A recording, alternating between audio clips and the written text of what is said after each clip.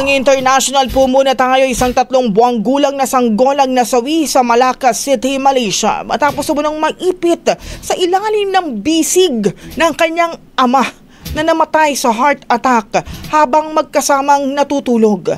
Batay ho sa investigasyon, nadiskubre ng ina na si Azura Abdul Malik ang walang malay na mag-ama sa kanilang bahay. Unang araw pa lang ng ina sa trabaho matapos ang kanyang maternity leave.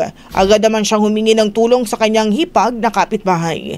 Ikinwento ng hipag na kulay asul ng sanggol at wala nang malay nang makita, dahilan para agad siyang payuhan na dalhin ito sa ospital. Sa kabila umano ng pagsisikap ng mga doktor, binawian ng buhay ang sanggol habang nilalapatan ng lunas. Samantala tinatayang 2 hanggang 3 oras ng patay ang kanyang ama. Wala umano itong matinding karamdaman maliban sa pananakit ng binti at gout. Isang araw bago ang insidente, iniinda raw nito ang pananakit ng dibdib, ngunit tumangging magpatingin sa doktor.